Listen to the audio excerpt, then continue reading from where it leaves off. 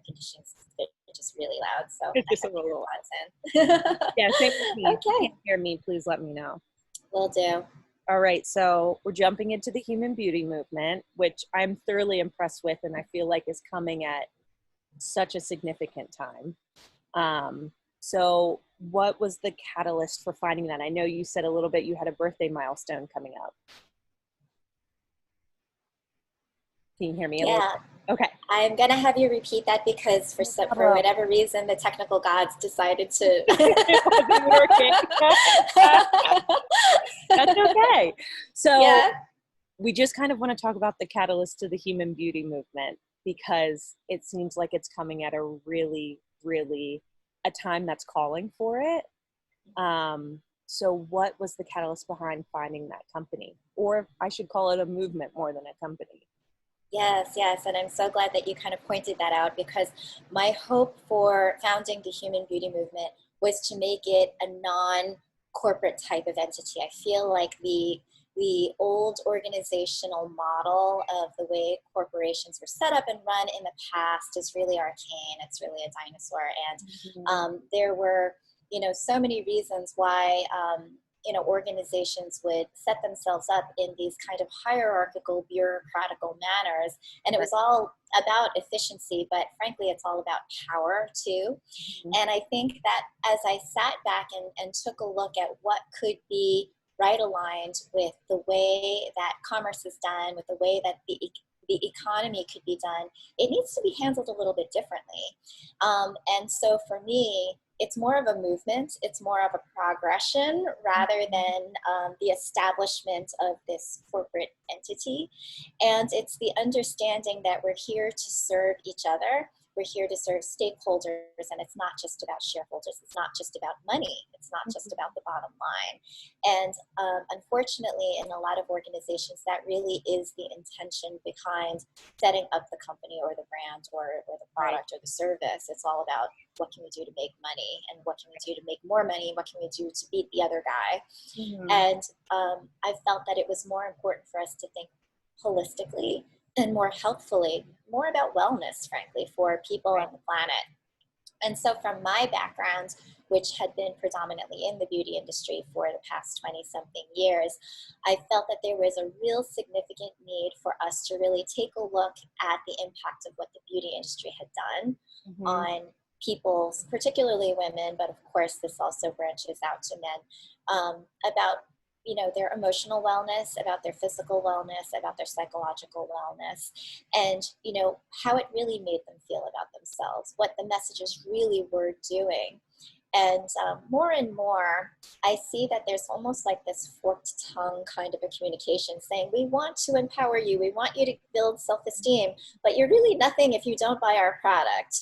You're really not cool if you don't have the latest fashion or the latest shades. And so, I think that there was definitely like this manipulation, this luring of women and men, frankly, to feeling like, oh yeah, I'm going to be a better person and I'm going to be feel more self-esteem and self-empowerment if I look the part, if I change the way that I am, if I just act like somebody else or I look like somebody else. Right. And that's not really healthy, is it? It's not really, like, it's a lot of acting. It's a lot of hard work to try to live up to somebody else's expectation of what you should be looking like. And so the human beauty movement is all about changing the narrative. It's a disruptor to our earlier conversation. I really want to disrupt the beauty industry by saying that you are already beautiful the way that you are. Right. Who you are, how you show up in the world, you are beauty. You do not need anything else externally to make you more beautiful. You are beautiful. But that everything that is, that any company can offer or any person can offer in terms of, helping you kind of shape shift your avatar, as I like to call it, is there for enjoyment. It's for fun. It's for, just to kind of add a little bit of excitement and joy to life. It's not to make you feel like you are nothing without it. Right. Yeah, it's kind of changing that mindset of what beauty and wellness have turned into, in a sense. And so are you finding that with this movement that you're creating, is it being well received by the wellness industry? are you finding some backlash to it a little bit because it's not the typical norm of like a corporation? I mean, your B certified corporation, which congratulations, that just happened. Thank you. Yes. Um, but are you finding any kind of resistance from the old guard?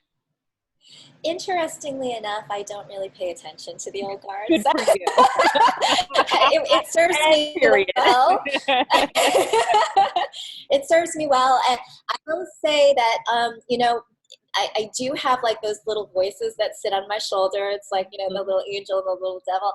And sometimes I do think in the back of my head, wow, I'm sure that some of the other people that I had worked with in the past, or that may have had a different philosophy on things, or may have been, more the kind of old guard masculine rather than the divine masculine, the divine feminine, which we know is emerging now.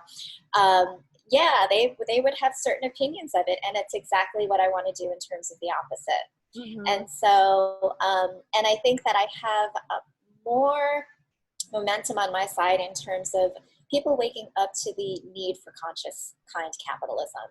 Mm-hmm. People finding that it is so important to really think about the impact, not only environmental, and I know that the environmental movement has been going on so long, but more and more, and especially this year, it's about health impact and wellness impact and social impact. Yeah. So yeah, timing couldn't be better. Yeah, and that leads into my next question. With the way we are right now currently on a global scale with COVID-19 and Black Lives Matter having, oh my goodness, such an has been unprecedented times for sure. Yes. And so yes. Why is the human beauty movement message important right now?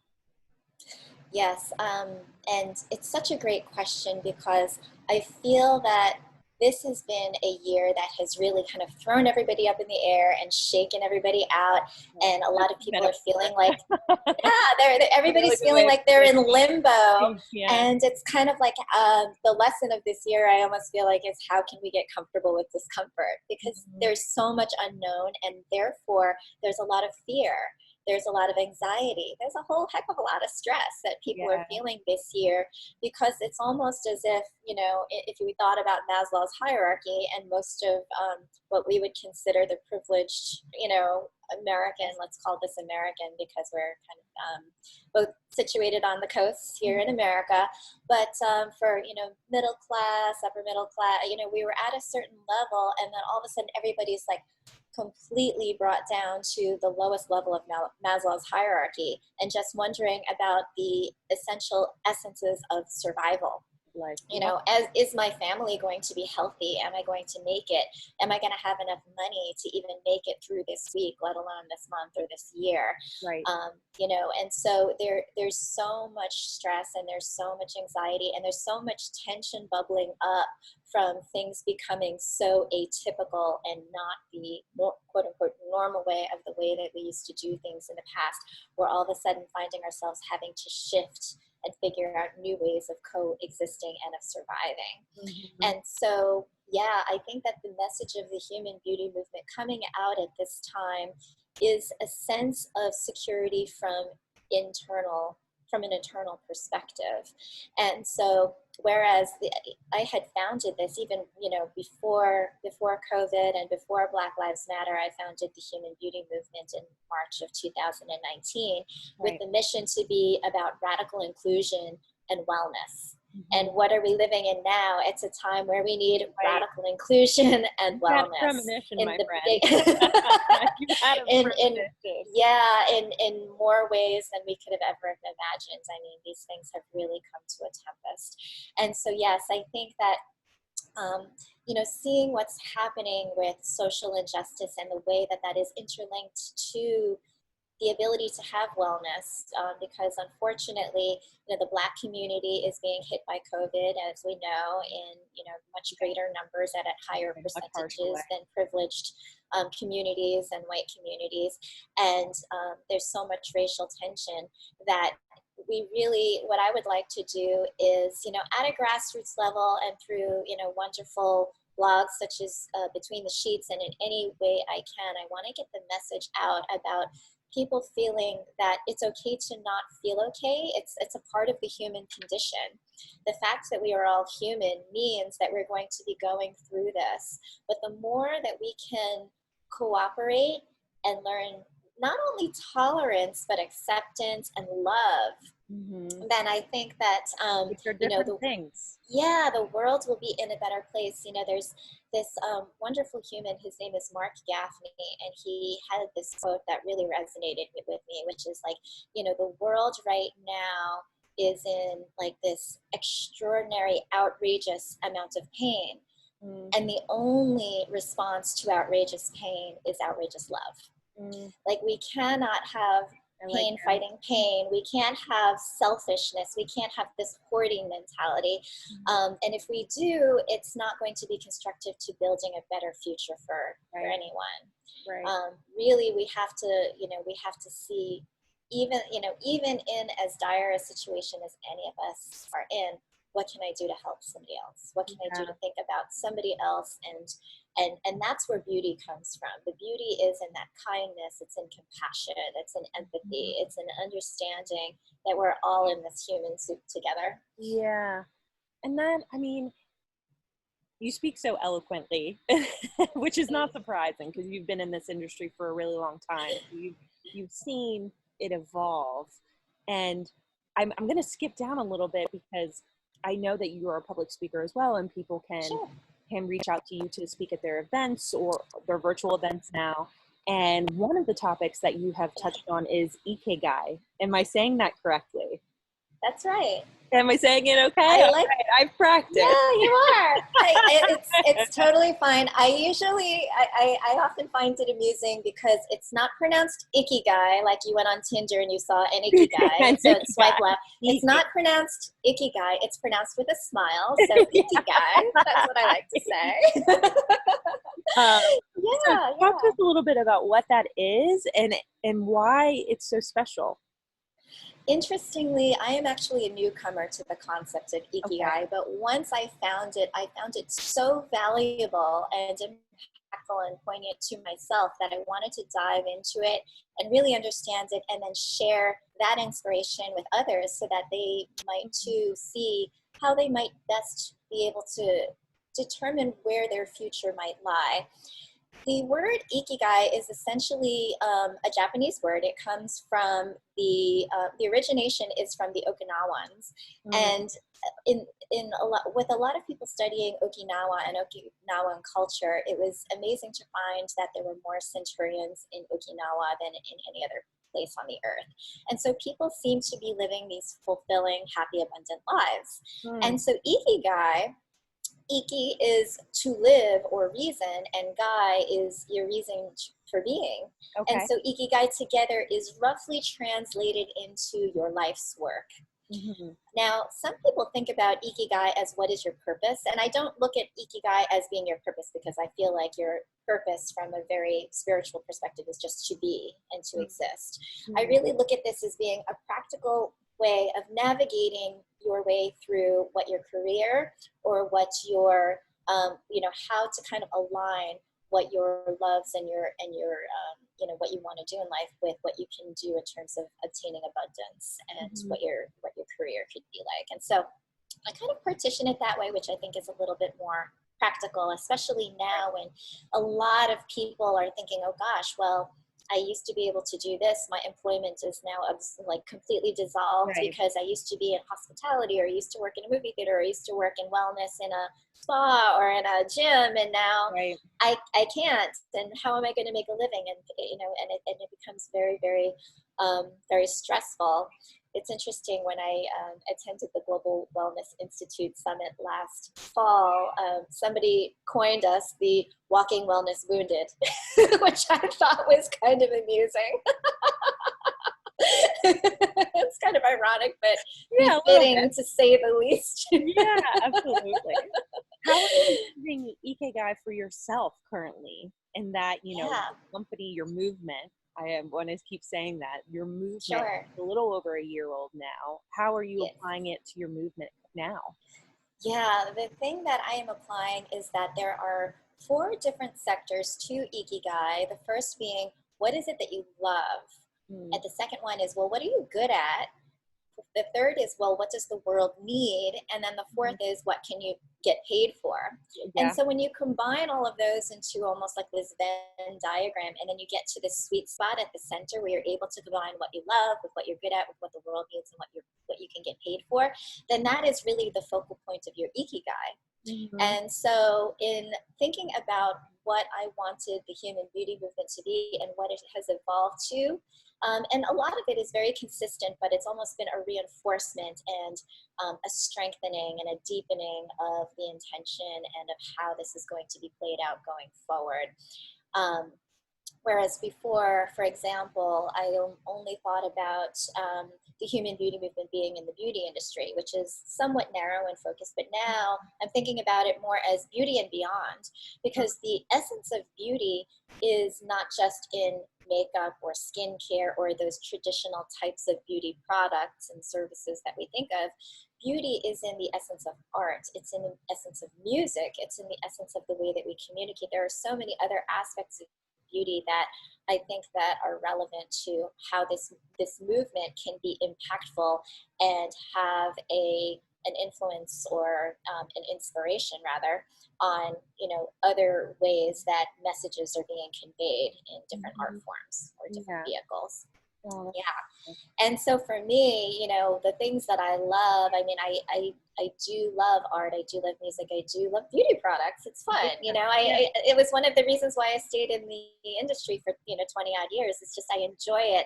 And frankly, I've gotten really good at it. And so those are easy things. I've gotten two of those things, but then it's kind of like, well, what does the world need? I think that the world needs this wake-up call. I think that that's where this purpose and this mission becomes so apparent about radical inclusion and about wellness becoming so much a part of beauty, and not just in the get a massage and self-care aspect. Wellness from the true, intrinsic, holistic, deeper intention that really kind of imbues all of your being. And then, of course, the what can you get paid for, which is the reason why I decided to found this as a for-profit company. It's not a nonprofit. I really want this to be about changing the game of economy and being an example and a part of, for example, like the B Corporation community, where we are looking to change business for good. Yeah. No, that's amazing. And so, I mean, I'm hoping the human beauty movement is more than a trend. You know what I mean? Is a lasting, continually evolving movement. Do you see other trends coming up with the human beauty movement and wellness in particular and beauty in particular? What is intriguing to you right now in the beauty and wellness industry? Yeah, I am so, number one, just from the idea of like business entities, it's refreshing to see more and more companies becoming purpose-driven and mission-driven and wellness-driven. I almost like to think that more and more companies are starting, no matter what industry they're in, they're starting to think like wellness companies. They're starting to think about people and planet over profits, or, in conjunction with profits, in order to, really have an impact on the world, whether it's social, environmental, etc. And so that also, I hope that it's not a trend, but I'm seeing, really exciting, cool, brands and companies and millennials and Gen Zers and, just these, really, and the energy. Frankly, Gen Xers like myself, I just, I love that there is this groundswell of activism that is really kind of helping to make the world more well, if you will. Absolutely. Yeah. And then, if I dig a little bit deeper and peel back the layers of wellness, there are some really intriguing things that are happening in terms of course, looking at sleep as, whoever really, it's been so, it's been so refreshing to see that, for people who, like me, that used to burn the candle at every end that I could ever find, sleep was something that I thought was almost a waste of time. Yeah. And, it can a weakness in a sense. And a weakness. Yeah. It's like, who needs to relax? I need to go. If I'm sleeping, then I can't get this done and I won't be able to beat the competitor. There's just like this mindset of sleep not being necessary. And maybe that's the New Yorker, like the city never sleeps kind of thing. East Coast mentality sometimes can East. really wear you down. Yeah. And that's one of the reasons why I lasted 3 years in New York City. And I was like, you know what? I need a healthier lifestyle. I Gotta need go. to be able to focus on my own self-sanity and survival. So I made the trek out west, and I never looked back. But yeah, it was just, I relish my sleep. I understand the circadian rhythms. I understand the sleep cycles and the brain waves. And I've studied neuropriming and know how important it is for your body and your brain to regenerate in order to sustain itself. Otherwise, a whole host of other physical Oh, it's so foundational. manifestations. Yeah, it's so Yeah. foundational. Yeah. And boy, your sheets are important. Full disclosure, I recently got some, and my husband, it was like, that was game changer. And It's like game changing. The know. right mattress, the right sheets, the right pillow, the right temperature, the right, Yeah, it's if you've game got changer. ambient music or white noise in the Yeah. background, different apps that are now coming out that help to calm and provide, just like that essence of meditation or calm or serenity. Yeah. Boy, those are really amazing. And this is, these are advances and innovations working for good, which I admire tremendously. Another thing that I find almost amusing is that there's just like all of a sudden this groundswell over plant medicine, which has been around since like the beginning of time. I mean, look behind you, plants are everywhere, and they probably look at us and laugh at us humans because we're so fragile. We've been here for a long time. So much intelligence. Yeah, no, so much intelligence in plants. And so, just all of a sudden this like kind of epiphany about CBD or cannabinoids and the endocannabinoid system, or fungi and mushrooms, psilocybin, other things in mushrooms like reishi and cordyceps, like things that have been around for the longest time, but have almost been considered pseudoscience. And the only reason why they're considered pseudoscience is because there hasn't been the dedication and the time of like clinically studying these sorts of things. But now it's finally happening, and they're recognizing, wow, this is really good stuff to help people's wellness. Yeah, we always think we have to create something, that it's not already there. Exactly. Like Exactly. Create something. Yeah, that's why I refer back a lot to ancient wisdom in what I'm doing and in putting together the Humanist beauty products, which the first products are all 100% plant-based, and they use like the whole hemp plant goodness of full spectrum whole hemp. It's really about harnessing ancient wisdom for modern times. Yes, absolutely. Okay, so we're going to go to our last question, so then we can let you know. We ran over our time a little bit, so we're running up our own time. But we're going back to sleep because, of course, we're a sleep company, and we always like to ask everyone, what is one thing you do for your sleep every day? Yes, it's interesting because I'm still one of those people that has a hard time falling to sleep. And sometimes I'll just be laying there and my mind will be racing. And so I've started to listen to binaural beats.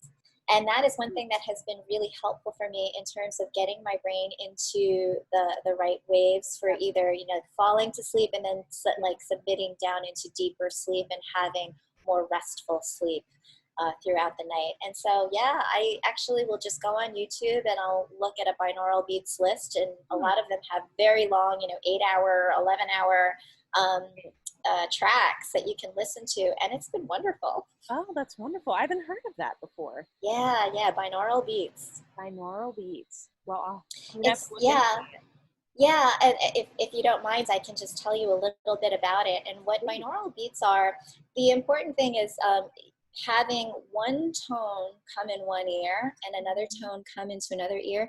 And so it creates this illusion in your mind of a third tone mixing. And so it almost helps to hypnotize your mind into settling into a wave pattern that it is delivering.